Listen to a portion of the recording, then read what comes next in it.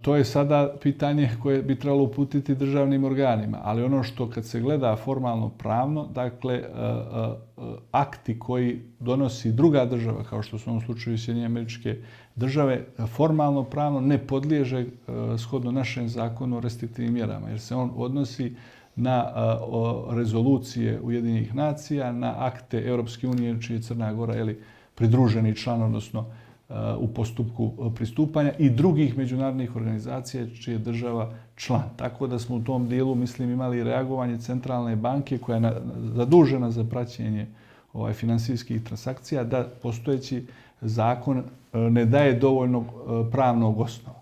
Ali ja upravo ukazujem da ako postoji razmišljanja države i u tom pravcu, zakon predviđa i mogućnost nacionalnih restriktivnih mjera. U formalno-pravnom smislu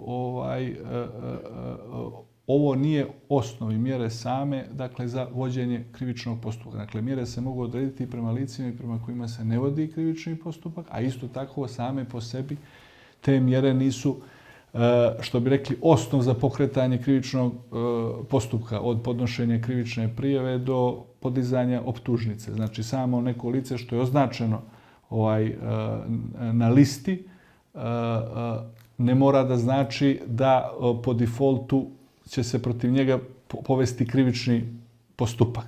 Sad, naravno, krivični postupak će se pokrenuti onda kad nadležni organi dođu do određenih osnova sumnje, kasnije osnovane sumnje da ima dovoljno za pokretanje istrage, a i na kraju podizanje optužnice i vođenje krivičnog postupka.